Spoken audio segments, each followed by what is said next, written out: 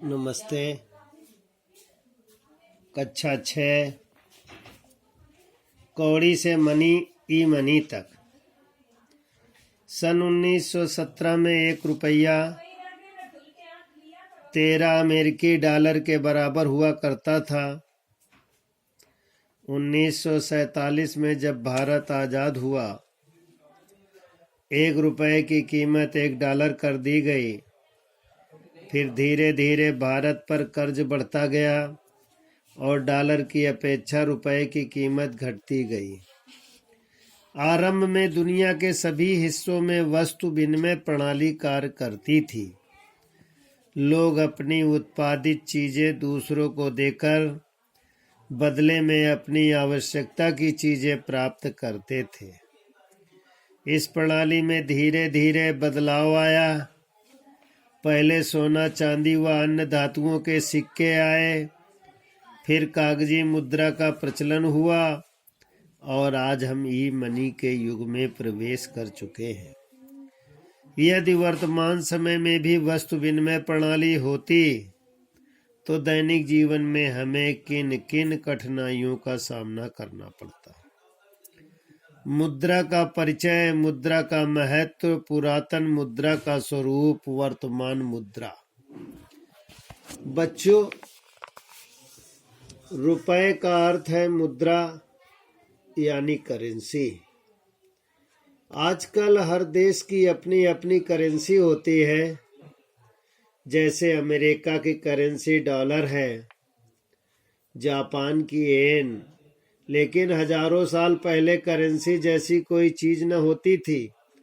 इंसान जब जंगलों में रहता था, जानवरों का शिकार करके अपना पेट भरता था, तो उसे किसी तरह के लेन देन की जरूरत ही नहीं पड़ती थी। बाद में जब इंसानी सभ्यता की शुरुआत हुई और गांव अस्तित्व में आए, तो लेन देन वाली प्रणाली चल पड़ी। इसमें जानवरों का दूध निकालने वाला व्यक्ति कपड़ा बनाने वाले व्यक्ति के पास जाता था, वह उसको दूध दे देता था और बदले में उसे कपड़ा मिल जाता था। दोनों की जरूरतें पूरी हो जाती थी। सदियों तक मानव समाज की अर्थव्यवस्था में इसी तरह चीजों के आपसी लेन देन से चलती रही। लेकिन इस व्यवस्था में कुछ बड़ी दिक्कतें थी। ऐसा विनिमय तभी काम करता है जब दोनों को एक ही समय में एक दूसरे की चीजों की जरूरत हो। दूध की जरूरत तो हर रोज पड़ती है, लेकिन कपड़ों की जरूरत महीने में एक बार। इसलिए दूध निकालने वाला हर रोज सौदा नहीं कर सकता था। कभी इत्तेफाक से ही इन दोनों की जरूरतों का मेल होता था। इसलिए जैसे जैसे मानव सभ्यता का विकास होता गया, यह व्यवस्था कमजोर पड़ती गई। जिंदगी को आसान बनाने के लिए किसी ऐसी चीज की आवश्यकता महसूस की जाने लगी जिसके बदले जब चाहे कोई भी अपनी चीज की अदला बदली कर के लिए राजी हो जाए।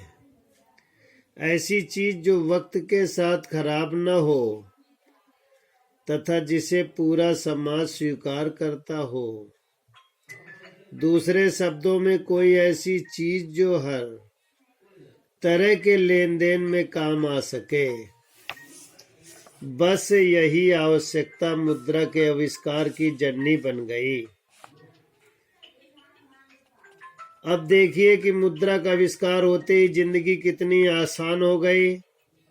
अब कपड़ा बनाने वाला, दूध निकालने वाला को दूध के बदले कपड़े का नहीं, उस मुद्रा का भुगतान करेगा। कपड़ा बनाने वाला भी खुशी खुशी उस मुद्रा को कबूल करेगा, क्योंकि उसे पता है कि इस मुद्रा में भविष्य में कभी भी दूध निकालने वाले से दूध या सब्जी उगाने वाले से सब्जी खरीद सकेगा। प्रश्न संख्या 117 में प्रश्न इस प्रकार है, अमेरिका की करेंसी डॉलर का नाम क्या है? जापान की करेंसी का नाम क्या है? दूसरा प्रश्न है, आवश्यकता किसकी जननी बन गई है? तीसरा प्रश्न है, इत्तेफाक का क्या अर्थ है? विद्यार्थी प्रश्नोत्तर लिखेंगे, याद भी करेंगे।